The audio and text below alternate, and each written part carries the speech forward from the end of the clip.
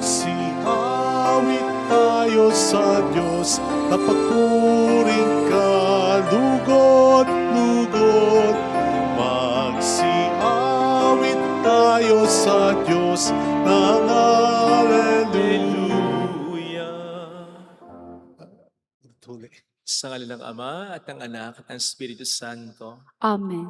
Sumainyo ang Panginoon At sumayo rin. upang tayo maging marapat sa misang ito. Halina't humingi muna tayo ng awa sa Diyos. Tayo pong lahat, inaamin ko sa makapangyarihang Diyos at sa inyo mga kapatid, na lubha akong nagkasala sa isip, sa salita at sa gawa, at sa aking pagkukulang. Kaya sinasamo ko sa mahal na Birheng Maria, sa lahat ng mga anghel at mga banal, at sa inyo mga kapatid, na ako'y ipanalangin sa Panginoong ating Diyos. Kaawaan tayo na mapagmahal na Diyos, patawarin sa ating mga sala, at patnubayan hanggang sa buhay na walang hanggan. Amen. Panginoon, kaawaan mo kami. Panginoon, kaawaan mo kami. Kristo, kaawaan mo kami. Kristo, kaawaan mo kami. Panginoon, kaawaan mo kami. Panginoon, kaawaan mo kami. Yumuko tayo, maaring ibulong sa Panginoon ang ating intensyon. Pagdasal natin ng mga tumutulong sa ating simbahan para makatulong din tayo sa mga nangangailangan. Dasal natin ang mga may sakit at ang mga may pinagdaraanan sa buhay. Manalangin tayo. Ama naming makapangyarihan, pakundangan sa pagpapakumbaba ng anak mong masunurin, ibinangon mo sa pagkatapa ang sangkatauhang masuwayin. Pagkulob mo sa amin ang banal na kagalakan upang kaming sinagip mo sa kaalipinan ay magkamit ng iyong ligayang walang katapusan. Sa pamamagitan ni Jesucristo, kasama ng Espiritu Santo, magpas sa walang hanggan. Amen. Ang salita ng Diyos mula sa mga gawa ng mga apostol. Noong mga araw na iyon, nabalitaan ng mga apostol at ng mga kapatid sa buong Judea na tinanggap din ng mga hintil ang salita ng Diyos. Kaya't nang umahon si Pedro sa Jerusalem, siya'y pinunahan ng mga kapatid na Hudyo. Nakituloy ka sa mga hintil at nakisalo sa kanila, sabi nila. Kaya't isinaysay sa kanila ni Pedro ang buong pangyayari, buhat sa pasimula. Nasa lungsod ako ng Jope at nanalangin na magkaroon ako ng pangitain. Mula sa langit ay inihugos sa kinaroroonan ko ang isang tila malaking kumot na nakabitin sa 4 na panulukan. Pinagmasdan ko itong mabuti at nakita ko roon ang lahat ng uri ng hayop, lumalakad at gumagapang sa lupa, pati maiilap at mga lumilipad sa himpapawid. At narinig ko ang isang tinig na nagsabi, "Tumindig ka, Pedro, magpatay ka at kumain." Subalit sinabi ko, hindi ko po magagawa iyon, Panginoon. Hindi ako kumakain ng anumang bagay na itinuturing na marumi o di karapat-dapat. Muli kong narinig ang tinig mula sa langit. Huwag mong ituring na marumi ang mga nilinis na ng Diyos. 3 ulit na nangyari ito at pagkatapos ay binatak na pataas sa langit ang bagay na iyon. Nang sandali ring iyon, dumating sa bahay na tinutuluyan ko ang 3 lalaking sinugo sa akin buhat sa Cesarea. Sinabi sa akin ng Espiritu na wag akong mag-atubiling sumama sa kanila. Sumama rin sa akin ang 6 na kapatid na ito at pumasok kami sa bahay ni Cornelio. Isinalaysay niya sa amin na nakakita siya ng isang anghel na katayo sa loob ng kanyang bahay at sinabi sa kanya, magpasugo ka sa Jope at ipasundo mo si Simon na tinatawag ding Pedro. Sasabihin niya sa iyo ang tungkol sa ikaliligtas mo at ng iyong sambahayan. Nagsisimula pa lamang akong magsalita ay bumaba na sa kanila ang Espiritu Santo gaya ng pagkababa nito sa atin noong una. At naalala ko ang sinabi ng Panginoon. Si Juan ay nagbibinyag sa tubig, ngunit bibinyagan kayo sa Espiritu Santo. Kung binigyan sila ng Diyos ng kaloob na tulad ng ibinigay niya sa atin nang manalig tayo sa Panginoong Hesukristo, sino akong hahadlang sa Diyos? Nang marinig nila ito, tumigil na sila sa pagpuna at sa halip ay nagpuri sa Diyos. Kung gayon, sabi nila, ang mga hentil may binigyan din ng pagkakataong magsisit magbagong buhay upang maligtas. Ang salita ng Diyos. Salamat sa Diyos. Aking kinasasabikan ang Diyos na nabubuhay, Aking kinasasabikan ang Diyos na nabubuhay. kung paanong yaong batis ang hanap ng isang usa, gayon hinahanap ang Diyos ng uhaw kong kaluluwa. Aking kinasasabikan ang Diyos na nabubuhay. Nalalabig ako sa Diyos, Diyos na buhay, walang iba. Kailan kaya maaaring sa harap mo ay sumamba? Aking kinasasabikan ang Diyos na nabubuhay. Ang totoo at ang liwanag, buhat sa iyo ay pakamtan, upang sa Siyon ay mabalik sa bundok mong dakong banal, sa bundok mong pinagpala at sa templo mong tirahan. Aking kinasasabikan ang Diyos na nabubuhay. Sa dambana mo, O Diyos, ako naman ay dudulog. Yamang galak at ligaya ang sa aki iyon dulot. Sa saliw ng aking alpay, magpupuri akong lubos. Buong lugod na aawit ako sa Diyos na aking Diyos. Aking kinasasabikan ang Diyos na nabubuhay.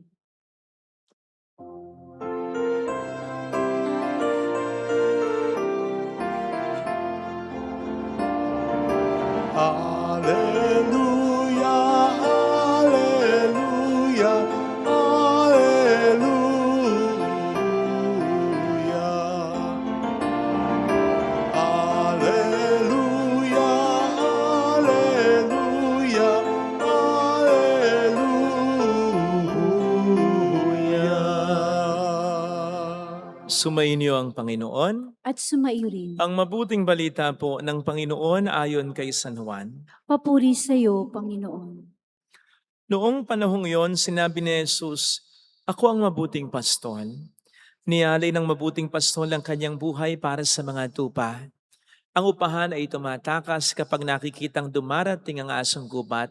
Iniiwan niya ang mga tupa palibhas ay hindi siyang pastol at hindi kanyang mga tupa.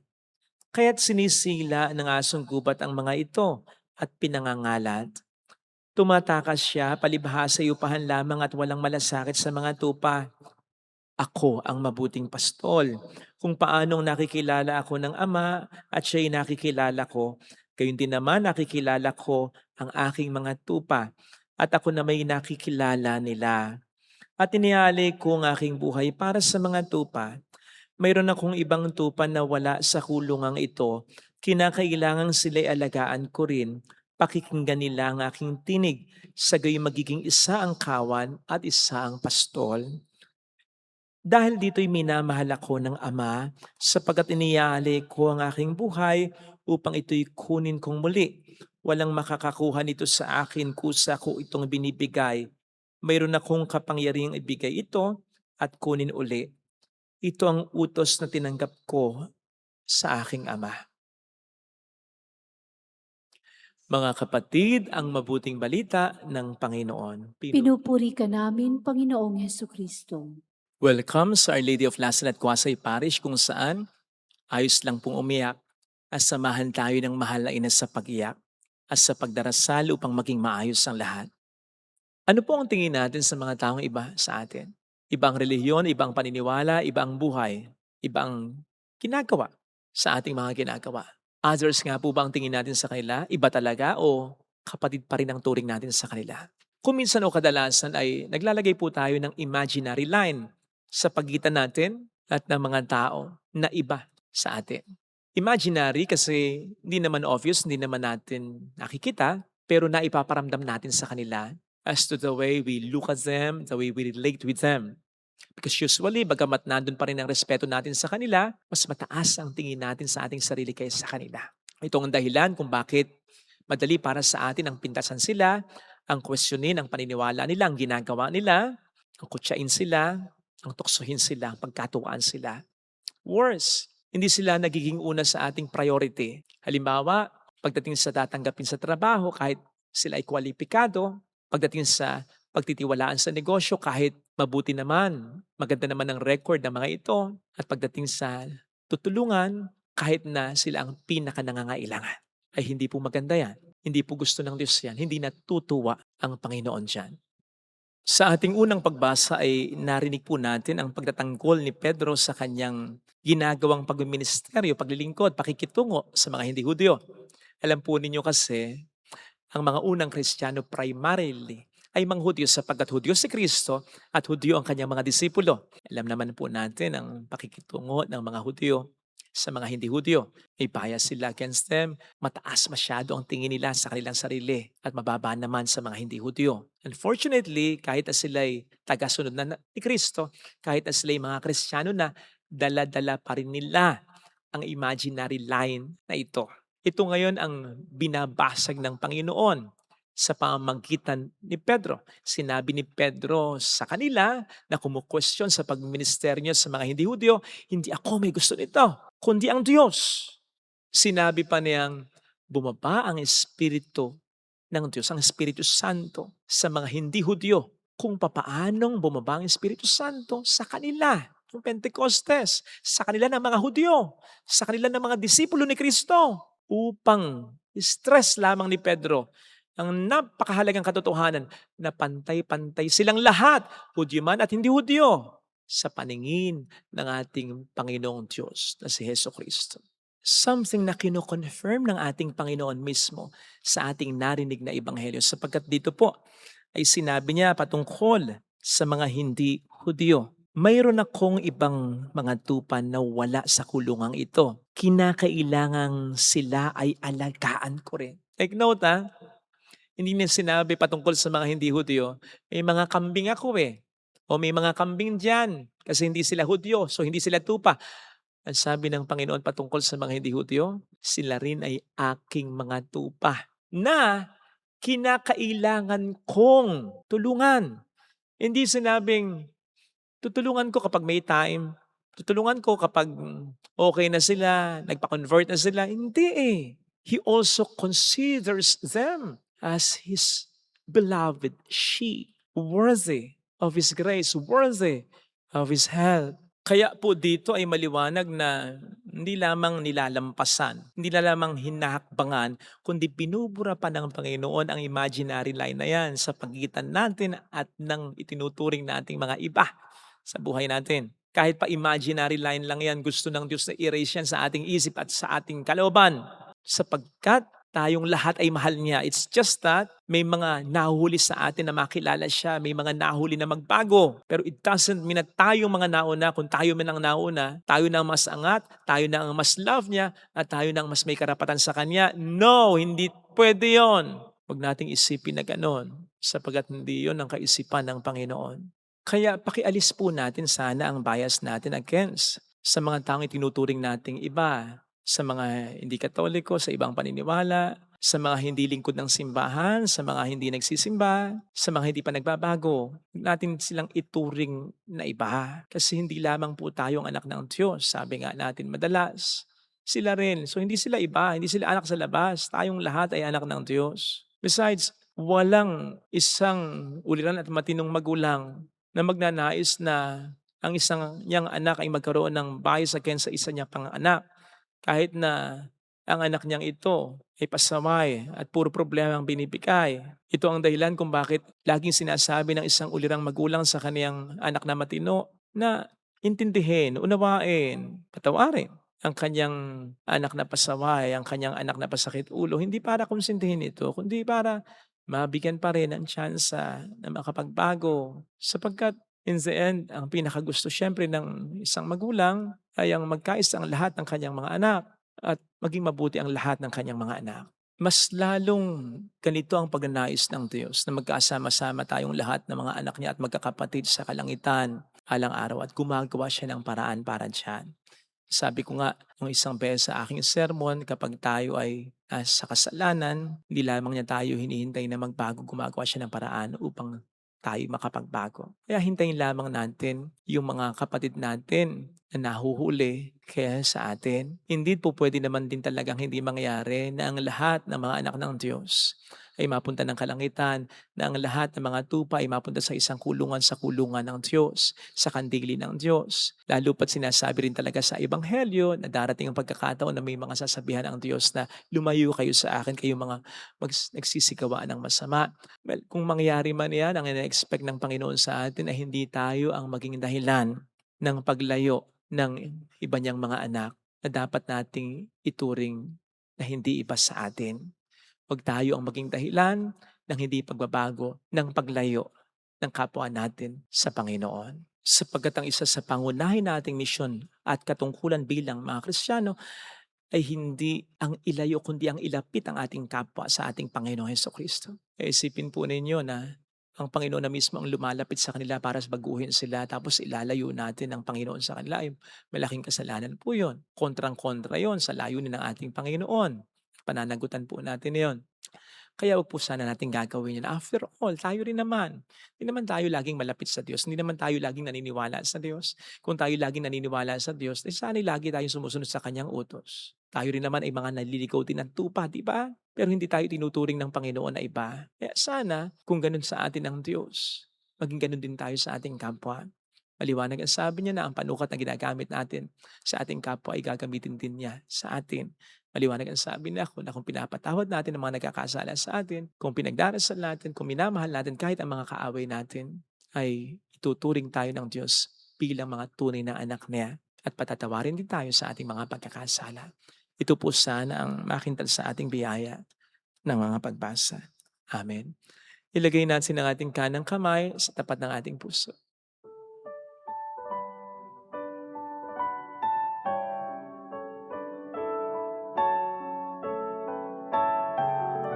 Awitin natin.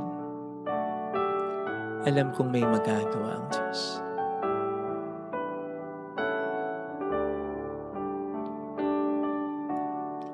Alam kong may magagawa ang Diyos. Alam kong may magagawa ang Diyos. Alam kong may magagawa Walang imposible sa Kanya. ang Diyos. Kung ako'y magtatapat, Kung ako'y magtatapat sa Kanya'y maglilingkod, sa Kanya'y maglilingkod. alam kong may magagawa ang Diyos. Walang imposible. Lahat kaya niya. Kaya wag tayo mag-alala. Alam kong diringgin ng Diyos ang samo ko. Hindi niya tayo tinuturing na iba. Yes, kahit tayo nagkakasama. Alam kong diringgin ng Diyos ang samo ko. Lalo pa siguro kung susundin natin ang kalooban niya, kung tayo magiging daan din ng pagkabago ng iba. Kung ako'y magtatapat, Kung ako'y magtatapat sa Kaniya'y maglilingkod, sa Kanya'y maglilingkod. alam kong diringgin ng Diyos ang samo ko. Pumikit tayo, Panginoon, patawad sa aking pagmamalaki, sa pagiging mataas ang tingin ko sa sarili ko, to the detriment ng kapwa ko. I'm sorry. Umihingi po ako ng paumanhin. Mula ngayon, hindi ko ituturing na iba ang kapwa ko. Mas palalawakin ko ang pangunawa ko, mas pahabain ko pasensya ko, mas palalakihin ko ang aking puso para mahalin pa rin ang mga taong ito. Dahil ako rin naman, madalas na maligaw, madalas na malayo sa iyo, madalas na hindi ko talaga maipakita sa aking buhay ang paniniwala ko sa iyo. Pero pinagpapasensyahan mo ko at hindi mo ko itinuturing na iba. Panginoon, tulungan mo akong maging katulad mo kahit konti lang. Malaking bagay. Hallelujah! Purihin ng Diyos. Hallelujah! Pasalamatan siya. Siya ay muling babalik sa atin. Hindi niya tayo iiwan, hindi niya tayo pababayaan. Paniwalaan natin. Babalik sa atin. Hallelujah! Purihin ang Diyos. Hallelujah! Sa takdang panahon, babalik ang Panginoon upang tayo ay kunin tapat siya sa kaniyang mga pangako sa atin. Sabihin mo sa sarili mo, mayroong magandang mangyayari sa iyo. Lalo pat kung tayo nagiging tunay na mga anak ng Diyos. Kasi tinuturing natin kahit sino bilang kapatid natin.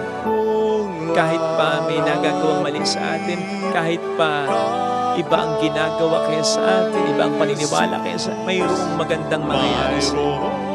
Hindi kalooban ng Diyos na ituring nating iba ang ating kapwa, gaano man ang ating pagkakaiba sa kanila, kung lalapit kay Jesus. Ang layunin ng Diyos ay buuin tayo, hindi ang pagwatak-watakin tayo. Magkawatak-watak man tayo, huwag tayo maging dahilan nito. Papuri sa Ama at sa Anak sa Espiritu Santo, kapara ng sa unang-una ngayon na magpakailanman at magpa sa walang hanggan. Amen. Pag-aalay.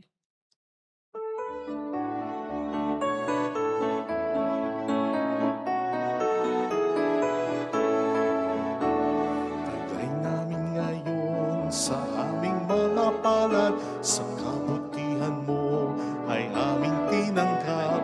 Kasyang tanggapin ang siya naming hangar, tinapay na bunga ng pagod at hirap, sama-samang pag-alay ng buong pagmamahal.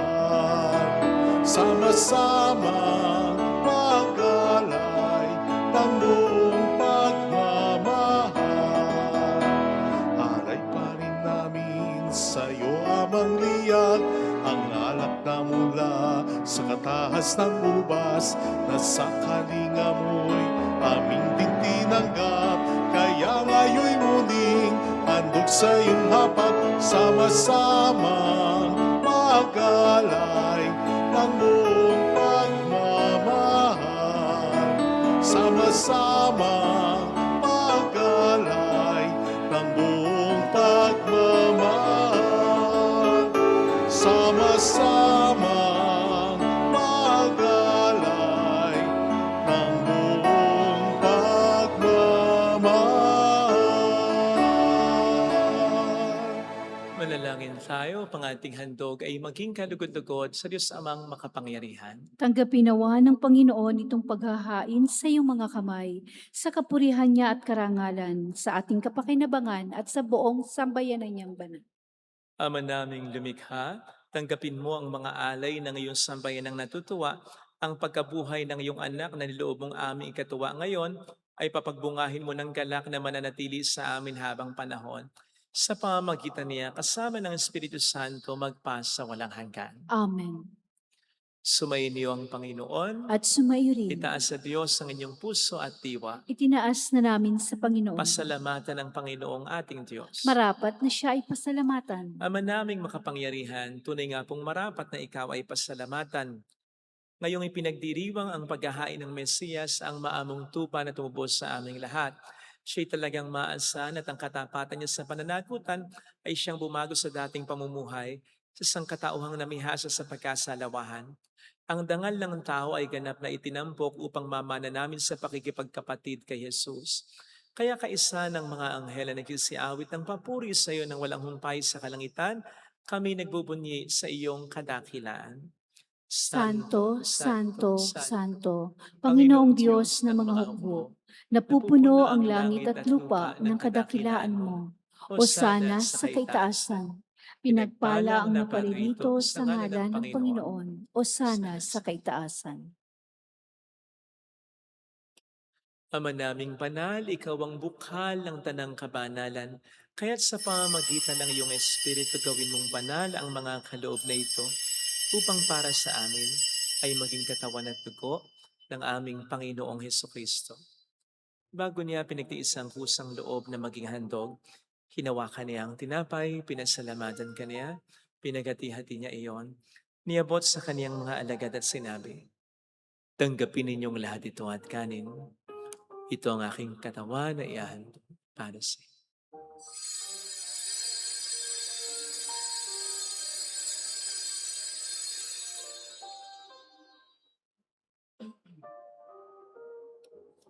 Gayun din naman nang matapos ang hapunan, hinawakan niya ang kalis. Muli kaniyang pinasalamatan, niabot niya ang kalis sa kaniyang mga alagad at sinabi, "Tanggapin ninyong lahat ito at inumin. Ito ang kalis ng aking dugo ng bago't walang hanggang tipan. Ang aking dugo na ibubuhos para sa inyo at para sa lahat sa ikapagkapatawad ng mga kasalanan. Gawin niyo ito sa pag-alala sa akin."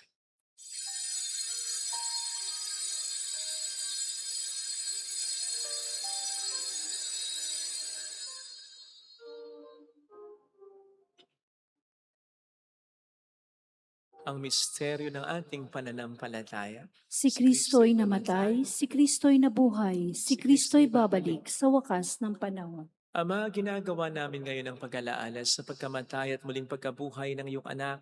Kaya inialay namin sa iyong tinapay ng buhay at ang kalis ng kaligtasan. Kami po ay nagpapasalamat dahil kami iyong minarapat at tumayo sa harap mo para maglingkod sa iyo. Sinasamo namin kami na magsasalo sa katawan at dugo ni Kristo ay mabuklod sa pagkakaisa sa pamamagitan ng Espiritu Santo. Amalingapin mo ang iyong simbahang laganap sa buong daigdig. Puspusin mo kami sa pag-ibig. Kaisa, ni Leon na aming Papa, ni Janis na aming Obispo at ang Tanang Kaparian.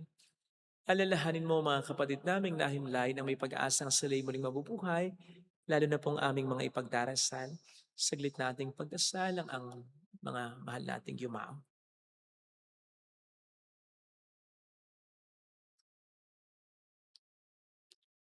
Kaawaan mo sila at patuloyin sa iyong kaliwanagan. Kaawaan mo at pagingtapatin kaming lahat na makasalo sa iyong buhay na walang wakas. Kaisa ang mahal na birhen ng Lasalet ang ina ng Diyos. Isanusa ang kabiyak ng kanyang puso, lahat ng mga banal na namuhay dito sa daigdig ng kalugod-lugod sa iyo, maipagdiwang naman namin ang pagpupuri sa ikararangal mo sa pamamagitan ng iyong anak na aming Panginoong Heso Kristo. Sa pamagitan ni Kristo, kasama niya at sa Kanya, ang lahat ng parangal papuri ay sa iyo, Diyos amang makapangyarihan, kasama ang Espiritu Santo, magpasawalang hanggan.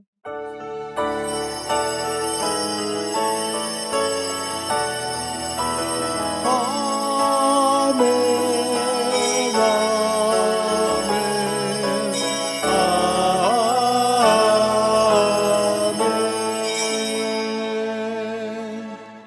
Tumawag tayo sa Ama.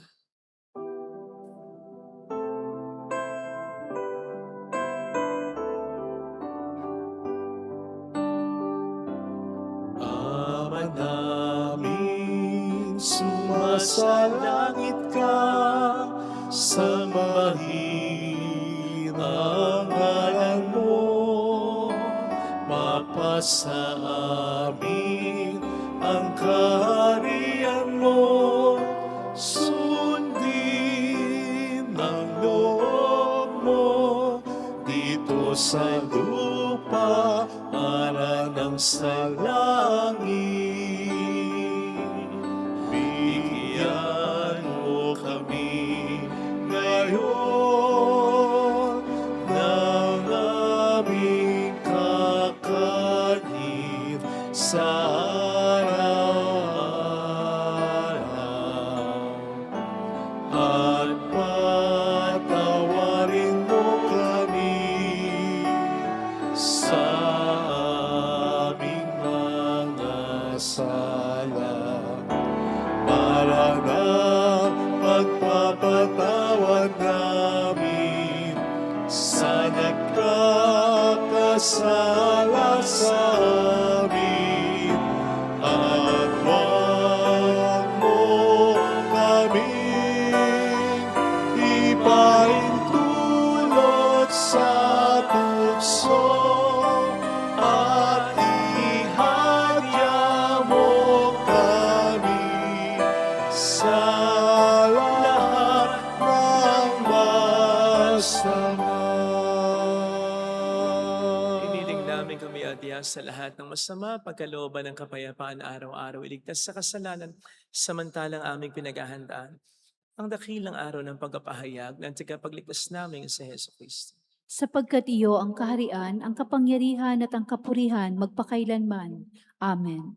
Panginoong Kristo, sinabi mo noon, sinasabi mo rin sa amin ngayon. Kapayapaan ang iniiwan ko sa inyo, ang aking kapayapaan ang binibigay ko.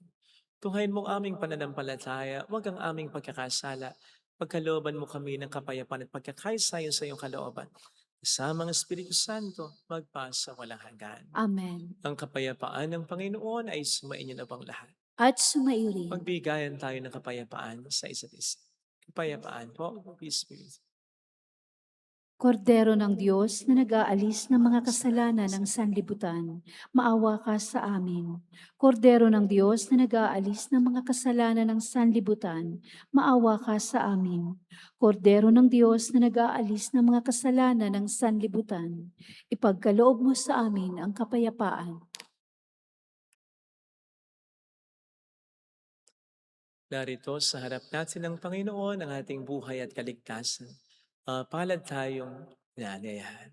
Panginoon, hindi ako karapat-dapat na magpatuloy sa iyo, ngunit sa isang salita mo lamang ay gagaling na ako.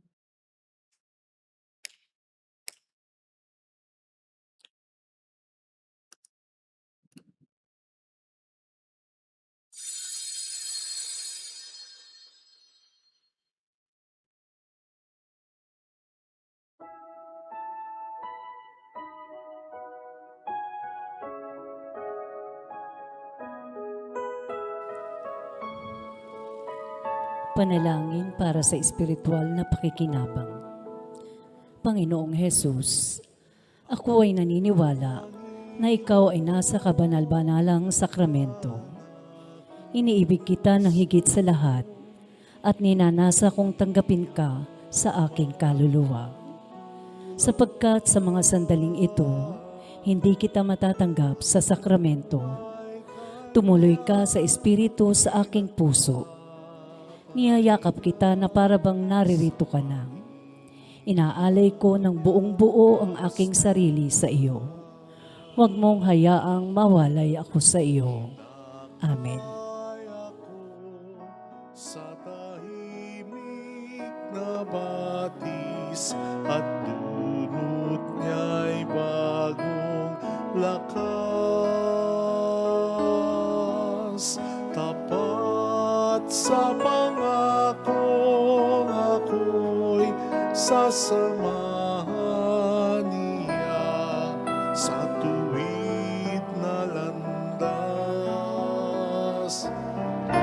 Ang Panginoon ang aking pastor, hindi ako magkukulang. Ako ay kanyang pinagpapahinga sa mainam niyang pastulan.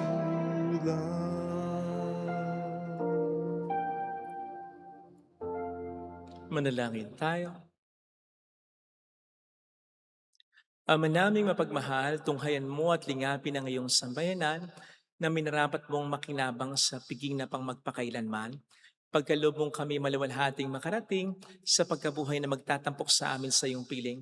Sa pamamagitan ni Jesucristo, kasama ang Espiritu Santo magpasa walang hanggan. Amen. Holy God, Holy Mighty One, Holy Immortal One. Have mercy on us and on the whole world. Holy God, Holy Mighty One, Holy Immortal One. Have mercy on us and on the whole world. Holy God, Holy Mighty One, Holy Immortal One. Have mercy on us and on the whole world. Jesus, King of Mercy, We trust in you. alalahanin.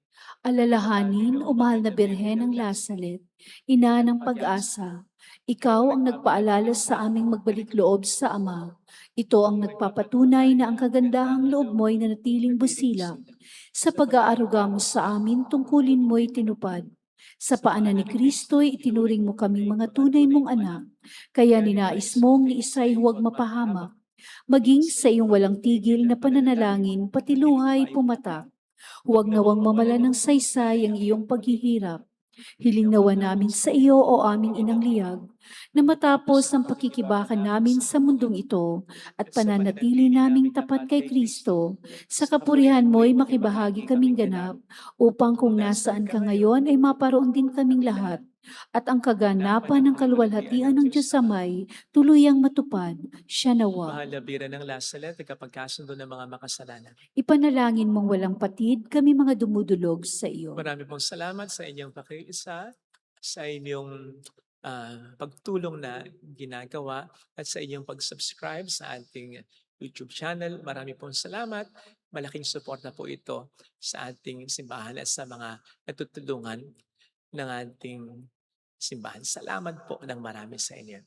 Sumainyo ang Panginoon. At sumayo rin. Pagpalain kayo kasama ng ating pamilya na mapagmahal na Diyos, ng Ama at ng Anak, ng Espiritu Santo. Amen. Pumayo tayo sa kapayapaan ni Kristo. Salamat sa Diyos. Salamat din po.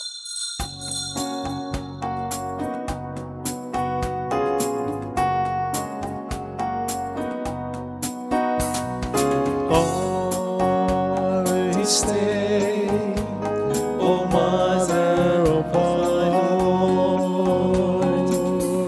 We sing you praise for lighting up our way. Your tears did soften up the hearts of men and they still do today. May our love for you bring comfort in your pain. On this day, O Mother of our Lord, we sing you praise for lighting up our way. Your tears did soften up the hearts of men and they still do today.